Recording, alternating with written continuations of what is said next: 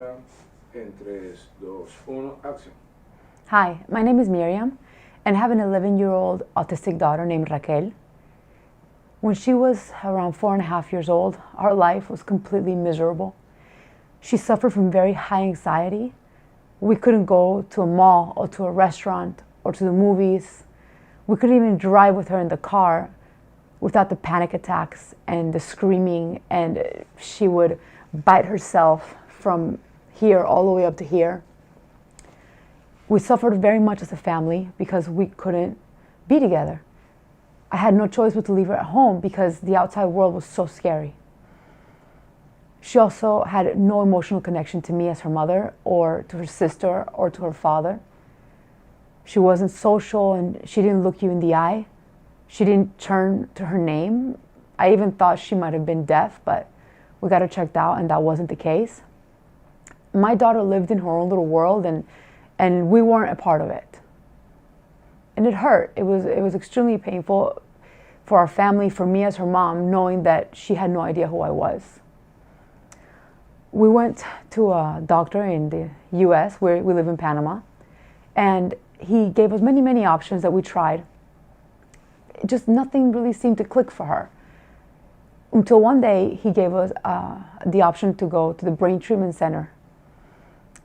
I didn't know much about it, so I went, and when we got there, they explained that they would do an EEG on my daughter to get a glimpse of how her brain was processing.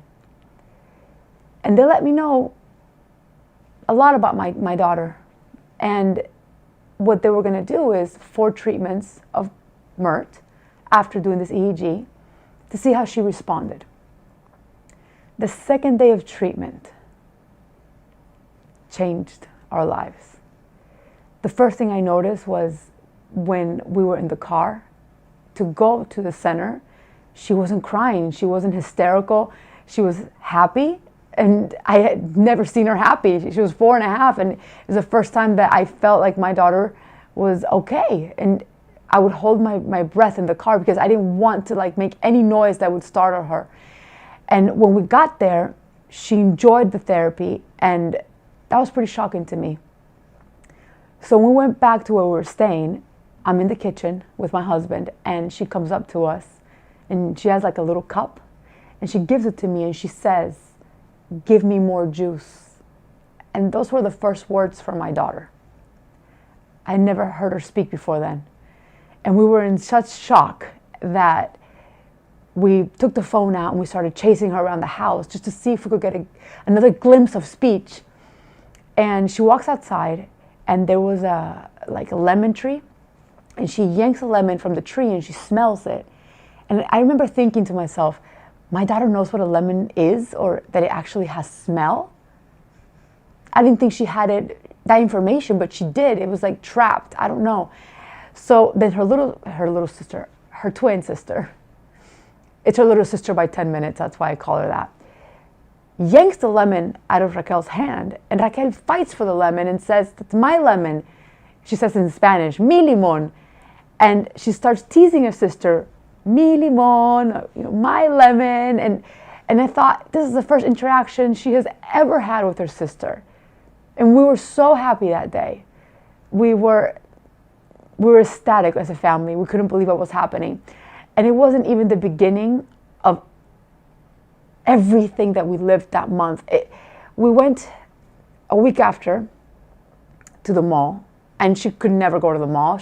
Once I took her to the mall with her anxiety levels, and a man asked me if she needed an ambulance because she cried so much. So I wanted to go back to the mall. I wanted to see what would happen. And we went to Disney store, and I remember I said to her, "You can pick out a gift." And I definitely didn't think she was going to understand what I was saying, but she did. She started walking through the whole store, and she pointed the ugliest toy I'll never forget that I've ever seen in a Disney store, and she says, "Oh, I want that one." It was unreal. We were so happy. About a week later, my daughter discovers that I'm her mother. She literally discovers that I am her mother. She comes up to me and she says, "Upa." She wanted up. So I carried her. And she looks me in the eye and she parts my shoulders and she goes, "Ah!" and she hugs me. And then she parts my shoulders again and she goes, and she kisses me. And I'll never forget that sensation, the first connection with my daughter after 4.5 years. And I remember my aunt was with me and she said, gosh, it almost feels like she's meeting you for the first time. And she really was. After that day, she wanted to be with me. She wanted to try on my heels. She wanted to put on my makeup. Many things changed. Her sleep patterns, before she would wake up and we would all wake up and we had the worst nights, and she started sleeping through the night. She started following instructions.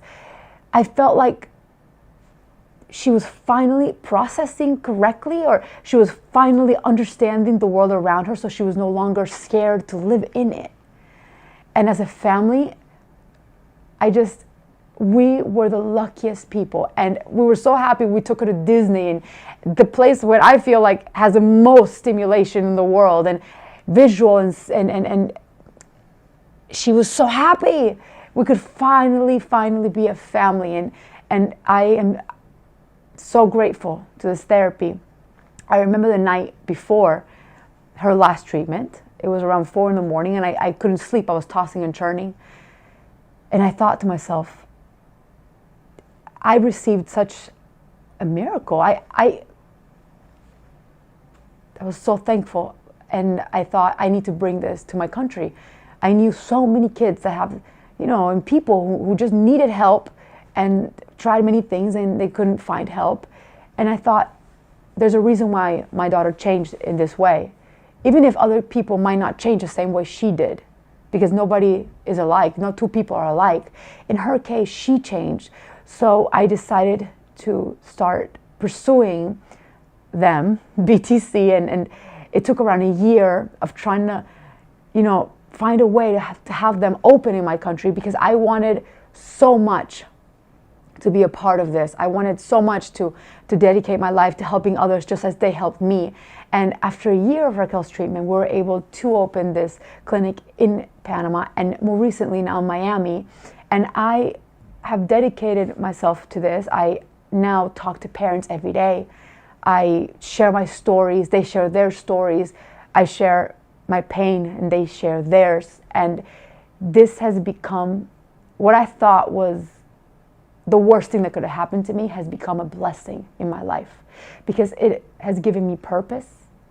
And I can say that today I have very, very, very high hopes for the future of my daughter.